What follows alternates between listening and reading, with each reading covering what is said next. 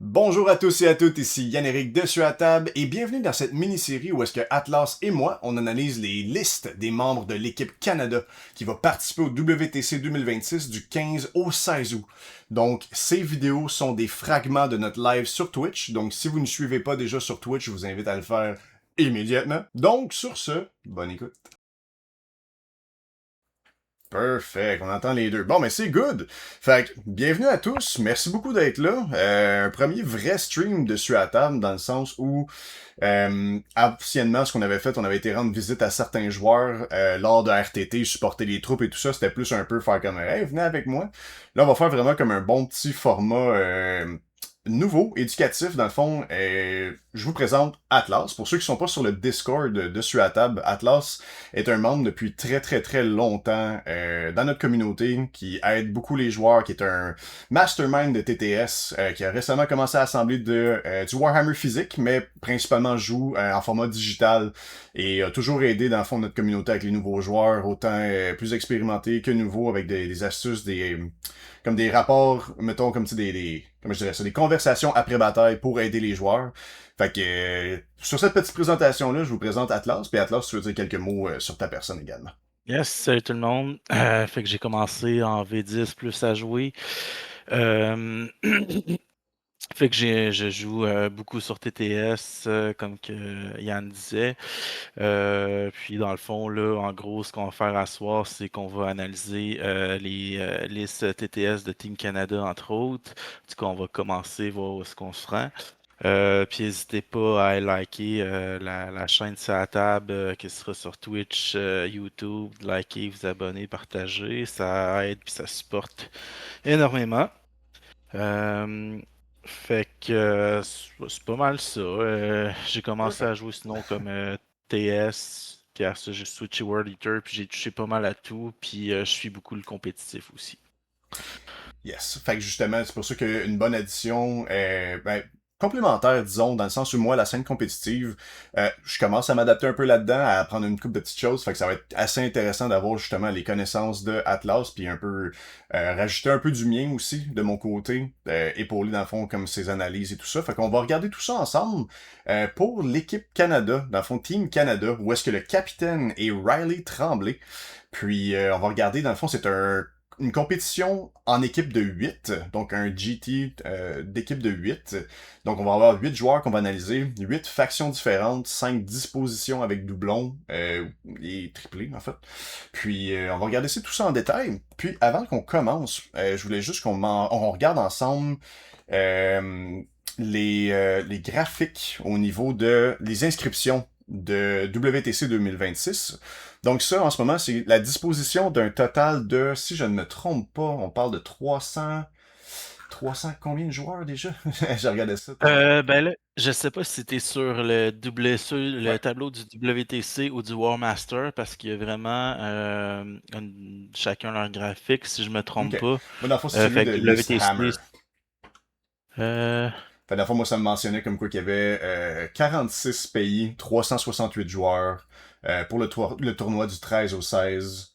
ouais, ça c'est le WTC, fait que c'est la partie en équipe, parce que aussi ils font en même temps, ils font la partie War Master, qui est la partie solo.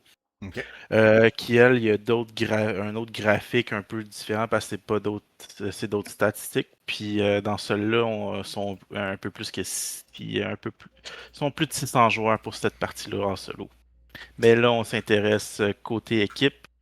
Puis la particularité aussi de ça, c'est que vu que c'est du 8 contre 8 et que les factions de Space Marine comptent comme un, elles ne peuvent se répéter. Donc Death Watch, Space Wolf, Blood Angel, Black Templar, Ultramarine, tout ça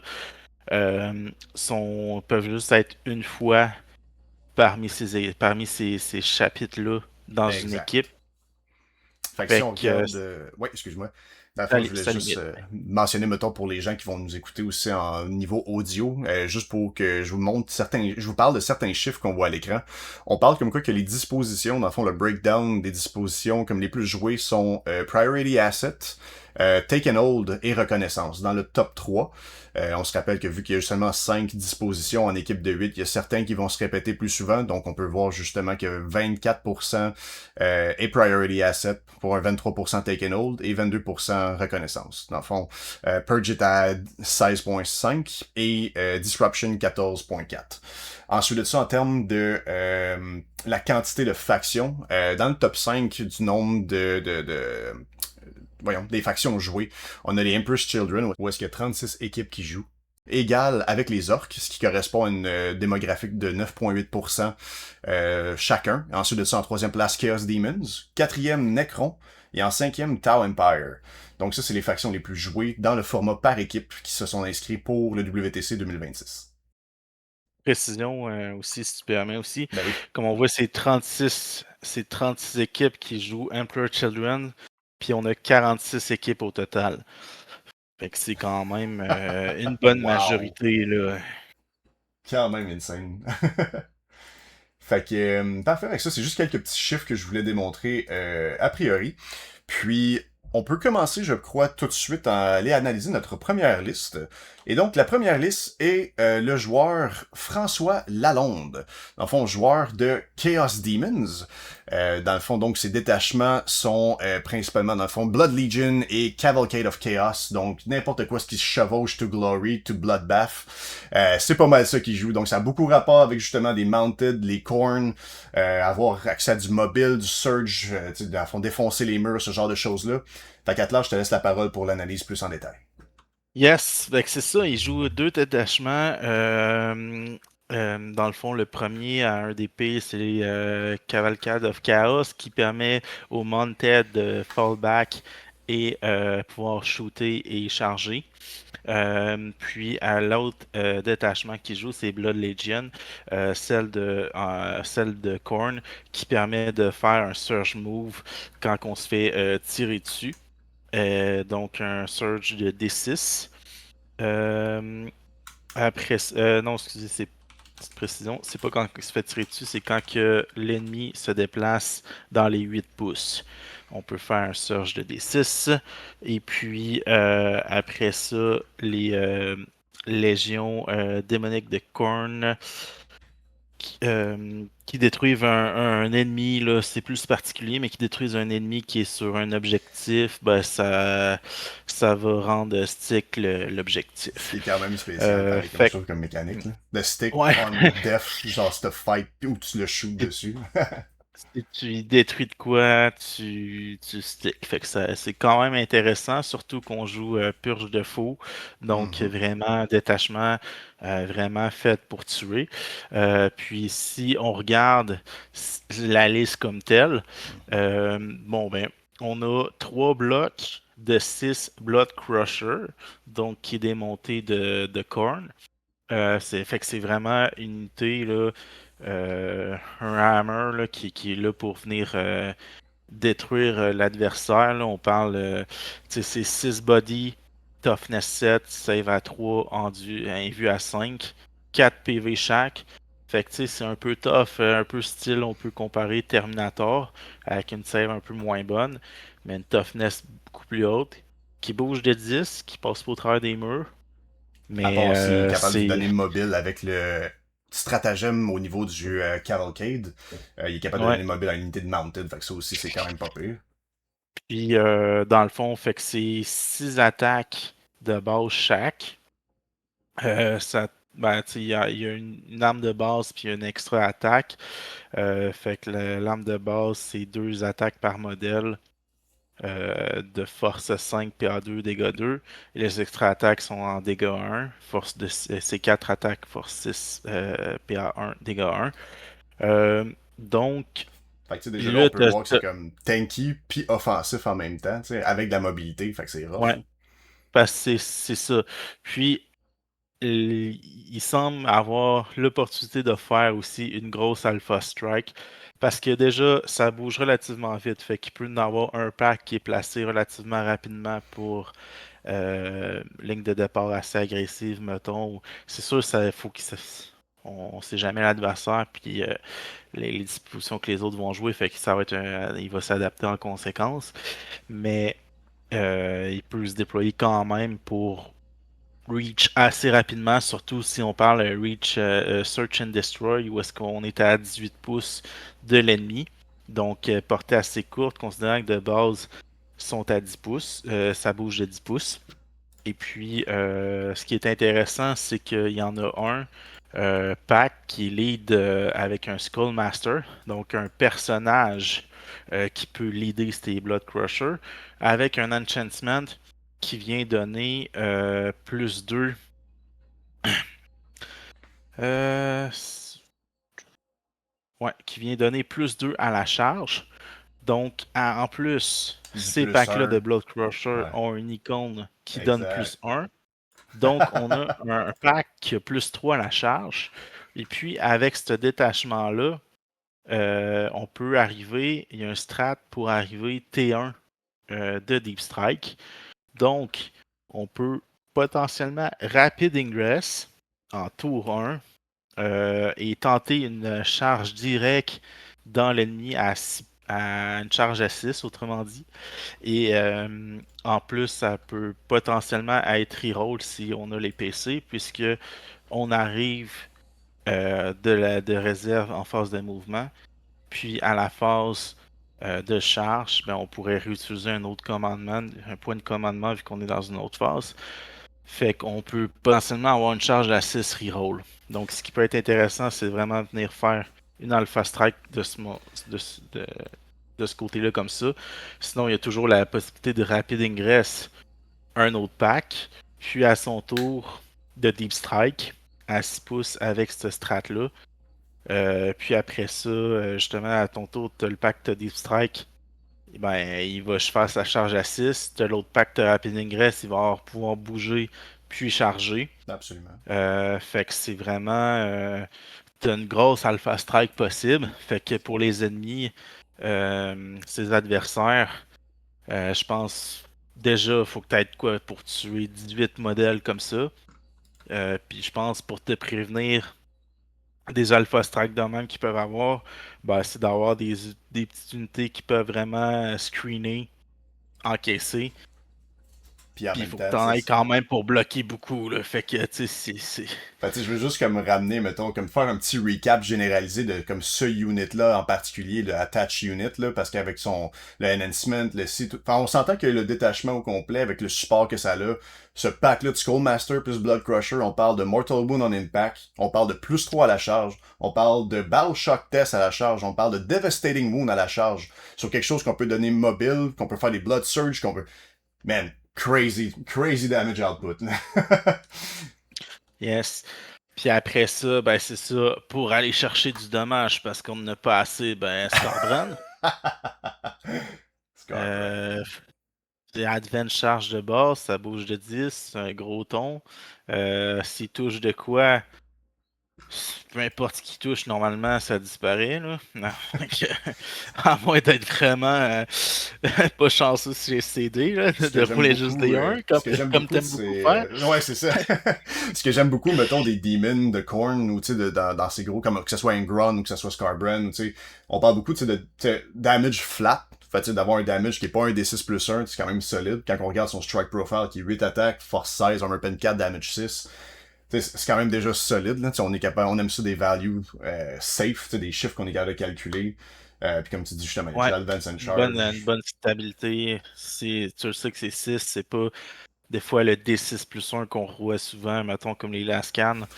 Ben, quand tu te fais ton gros tir, que tu as besoin de péter l'unité, puis que tu as besoin de faire, je sais pas, un 4 puis tu roules ton 1, juste 2 dommages, ouais, ça fait poche, là. Puis je voulais mentionner aussi une chose qui est intéressante avec la nouvelle 11e édition, c'est que veux pas avec l'aura que Scarbrand donne, d'augmenter le nombre d'attaques au melee weapon, on s'entend qu'avec les Blood Crushers qui ont des extra attaques, anciennement dans Yes. la 10e, t'aurais pas rejeté d'attaque sur le extra attaque. Dans la 11e, du moins pour le moment, il y a rien qui mentionne que c'est pas applicable. Fait que l'aura de Ouais, Scarbrand rajoute une attaque en plus sur les extra attaques des Blood Crushers, ce qui est un excellent combo entre les deux aussi. c'est ça. Puis en plus, ils jouent deux Rentmaster, qui eux autres, au début de la phase de combat, ont une habilité qui vont choisir un ennemi à 18 pouces. Et puis toutes les attaques de Korn, de Légion de Korn, ben ils vont avoir leur force, leur PA et leur dommage augmenté de 1. Donc, tu spots quelqu'un, tu dis, toi, ben, regarde, tes Blood Crusher viennent de ma passe dommage 3 et les extras de dommage 2. Puis, ça peut se combiner. Fait que si les deux Rendmaster, si c'est Wow. nécessaire, parce que c'est peut-être overkill, là, rendu là, mais ils pourraient mettre les deux sur la même unité, puis venir vraiment booster plus 2 de force, plus 2 de PA, puis plus 2 de dommage. Quand même pas pire. Tu sais, Fait puis que justement, quand on ça, regarde aussi le fait est que, mettons, tu sais, vu qu'il y avait 3 units de Skull Crusher, tu sais, on s'entend que ça avait quand même un certain armement comme mid-range, mais justement, les Skull, excuse-moi, les Rendmaster, ont l'opportunité aussi d'être un peu, de faire un peu de dommage, mettons, sur les characters, les monsters, qui pourraient venir chercher ce qui est un peu plus gros d'un coup que Scarbrand ou, tu sais, Bellacord. ouais, Bellacord, tu veux pas tout le temps l'envoyer en mêlée trop vite non plus, fait que ça donne au moins ouais, puis tu une sais, option. les Rendmasters sont quand même toughness 9, 9 points de vie, ton invu à 4. Fait que tu sais, ça prend de quoi aussi pour les tomber, là. Je veux dire, tu vas Mhm. pas, c'est pas à coup de tir de bolter, là, Puis je tiens à que dire, ça. qu'à chaque fois que je joue contre du Chaos, puis tu sais, mettons, les Rendmaster, ben tu sais, c'est des Mounted, c'est pas des véhicules non plus. Fait que tu sais, tu skips Ouais, le anti-infanterie, les bonus sur Monster Vehicle, tu sais, sont comme Mounted. Fait que c'est quand même nice, parce que t'as de quoi de tough, puis qui il évite les keywords, genre, qui pourraient être relevant. ouais. Ils ont pas inventé encore le anti-mounted. Actually, il y en a une coupe, les Adeptus Mechanicus, tu sais, les chicken taser, là. Et si je me trompe pas, je Ok, pense qu'ils ont anti-walker ou anti mental. Il y avait quelque chose de spécial. Je me rappelle ok. plus exactement c'est quoi, là, mais quelqu'un pourrait me le dire. Là. Ça se peut, j'ai. Puis sinon, fait qu'on a ces deux Rendmasters-là. Puis après ça, on a Bellacore. Fait que ça, Yes. c'est un autre bon monstre. Ah, tellement magnifique cette Avec modèle-là. qui donne le Shadow, puis avec son aura. Donc aussi, ce qu'il peut pratiquer, pratique au début, souvent, c'est de l'avoir pour pouvoir placer tes Blood Crusher en front line. Tu mets Bellacore aussi à côté, qui donne avec son aura de 6 pouces un, Un lone operative. un Lone Up 18. Puis après ça, ben là, t'as sa deuxième aura qu'on voyait pas souvent en V10, qui maintenant devient plus intéressante en V11 Ok. parce que ça engendre des Battle Shock Vu que les à Battle 9 Shocks sont plus pouces relevant. autour de lui. Yeah. Puis après, avec cette aura-là, en plus, il peut se healer. Fait que Puis on se rappelle c'est. que de base, les Chaos Demons, dans leur Detachment Rule, ils ont beaucoup accès à justement des affaires comme ça. De Ouais, quand tu réussis des Battle Shocks, ils se guérissent. Quand vos adversaires se faire des Battle Shocks, dans le fond, ils se mangent des Mortal Wounds. Fait qu'il y a déjà une belle synergie yes. entre Bellacore et les Chaos Demons en général. Puis sa troisième qu'il pouvait choisir, c'est la reroll des 1 Mhm. au hit pour les attaques de mêlée. Yes. Fait que c'est toujours pratique, surtout avec l'armée de mêlée qu'on a présentement. Fait que, tu sais, ça, c'est vraiment ces grosses units pour damage output, Bellacore, Scorbrand, les trois unités de Blood Crusher qui peuvent rentrer rapidement. Mhm. Après ça, on a les deux Rendmaster pour vraiment buffer encore plus les outputs aux besoins. Qui d'après moi vont peut-être tenir des objectifs aux besoins parce que c'est quand même pas si facile que ça à tomber. Mhm. Après ça, prochaine unité qu'il y a, c'est un petit Skull Cannon qui est intéressant, un petit tir. Un petit canon là, D6, D6 plus 2 attaques blast. Euh, Touche sur du 3, force 9, PR1, dégâts 2. Fait que moi je pense qu'il va s'en servir au niveau du tir. Où est-ce qu'il va avoir du screen qui est un peu tannant pour lui, ben il va venir les tuer pour pouvoir charger puis pouvoir passer, là. Ouais. Fait que c'est Tu sais, le fait de C'est pouvoir une petite provoquer un unité, là. BioShock test à 48 pouces, quand même, ça aussi c'est cool, là, parce que Ouais, tu peux combiner ça avec les Mortal Wound d'avoir fait parce qu'il est à proximité d'un Chaos Demon, et genre, il y a des petites choses à faire à ce niveau-là. ouais, des petites choses aussi, mais j'ai l'impression que c'est pour avoir un peu de tir, avoir une unité, enlever le shaft un peu Mhm. qui risque de le bloquer, mais ça n'empêche pas qu'après ça, ça peut servir à d'autres choses. Mhm. Non, 100%. Puis après ça, il y a deux petits packs de fléchantes, fait que ça peut screener. Ça a le Happy Donny qu'on appelle, fait qu'à Exact. fin de phase de combat ennemi, ça peut repartir en réserve, puis ça peut revenir. Euh, fait que, euh, fait que ça peut aller faire pour les actions, etc. Parce que même si on est en purge, il y a les secondary, puis des fois, il y a un peu. Fait qu'il peut y avoir un peu d'action, de besoin d'aller à des places qu'on veut pas trop, on a des grosses unités. Un aspect, Puis les. un aspect qui pourrait être un Ouais, peu cute aussi à mentionner, c'est que veux pas, ils ont accès à du Feel No Pain 3+ contre le Psychic. Psychic était une mécanique justement comme dominante au début de la 11e, qui s'est fait un peu ouais. comme rectifier par des, tu sais, au niveau des points par-ci par-là. Mais ça reste que, tu sais, Feel No Pain 3+, contre de quoi qui est plus courant, c'est quand même nice aussi. Ouais, parce que le Psychic, justement, là, ça buff les unités, tandis qu'en V10, il y avait juste du négatif C'était en un, lien. ouais, ça te donne On un n'allait keyword pas de plus. chercher. C'est ça, qui te donnait pas de buff. Tandis que là, il y a un buff à aller chercher. Fait que les armées comme les TS, les GK, entre autres, tu sais, ils ont eu du gain avec cette V11-là, avec Absolument. euh, fait que tu sais, c'est ça. Petite unité de chaff là, pour faire Mhm. ça. Puis un petit pack de Flamer, d'après moi, il Yes. va plus t'en servir pour garder. Peut-être faire des actions de quoi, mais j'ai l'impression peut-être pour garder son home. Parce que si jamais il y a une petite unité tu sais, qui deep strike pour venir reprendre son home objectif, par exemple, bah tu peux toujours te clencher un petit Overwatch, puis ça peut faire mal. Là. Euh, tu sais, à des petites unités d'un PV, par exemple, là, où Mhm. C'est sûr que ça ça peut. reste que c'est trois modèles qui ont une base comme ovale petite. Fait que tu sais, tu screen comme tu peux avec ça. Mais d'après moi aussi, ça doit être un peu juste question de hold le home parce que tu risques pas de pogner ton sticky, avoir tué quelque chose, à part si quelqu'un a vraiment essayé de voler ton home avant, tu sais. Mais ouais, probablement juste pour sit dessus, puis le temps qu'il faut. Yes, puis c'est ça. Fait que, tu sais, là, on a vu toutes les unités. Puis en gros, au niveau des stratagèmes, ben, tu sais, il y a vraiment celui-là qui est intéressant, principalement, je trouve, c'est celui-là pour Rapid Ingress, là, tour 1. Euh, Il y en a un aussi que tu pouvais transformer, mettons, tes saves à du 3+, tu pouvais donner mobile. Je pense que quand quelqu'un fall back, tu pouvais contre-charger dedans pour rester dessus. Il y avait une coupe d'affaires aussi pour permettre d'avoir comme grenade sur certains Corn Demons, que normalement, ils n'ont pas accès à grenade. C'est pas ouais, excusez-moi, explosif à cette heure. Mais oui, il y a, tu sais, Skull's Bigot Blood est capable d'avoir accès à un genre de grenade sur les Corn infanterie et mounted. Parce qu'il est quand même très cool. Puis à part ça, il y avait. Ouais, pouvoir accès à donner comme Advance and Charge s'il l'avait pas déjà sur pas mal d'affaires. ouais. Fait que c'est ça, tu sais. Puis l'autre intéressant aussi, c'est Rat Undeniable, excuse Yeah. pour l'anglais. Wrath on the Nile. Euh, Ouais, ouais, qui permet un fight on death. ouais. Ouais. Fait que c'est toujours fort, surtout qu'avec le Fight on Death, ce star, tu sais, c'est plus l'autre de détruire une unité, mettons avec deux unités, puis après ça, peut runner. Si tu fais le Fight on Death, ça vient y bloquer son unité qui allait overrun. Fait que, tu sais, des fois, tu peux l'activer juste pour empêcher de continuer son mouvement puis d'aller taper une autre Mhm. unité. Yeah. Fait Non, que c'est un bon point, ça. Ça, tu vois, j'y avais pas pensé.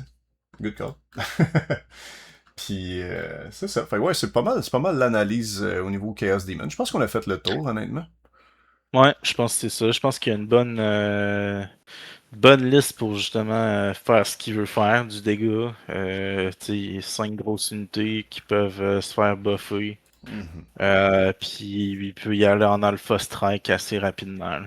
Ok. Puis, puis ça fait de parfait de purge de faux dans le sens où il y a accès à plein de mobilité, plein de damage, plein de mortal wound, contester, mettons, les battle. C'est faire beaucoup de battle shock, contester les objectifs, puis juste kill, kill, kill. Fait que Ça laisse c'est solide. C'est un peu short en termes de nombre de units, mais comme c'est toutes des units comme absolument difficiles à se débarrasser, puis qui ont un bon impact. Là. Fait que sur ça, dans le fond, vu que ça fait pas mal le tour au niveau du joueur de Chaos Demon, on va passer à le joueur de Emperor's Children.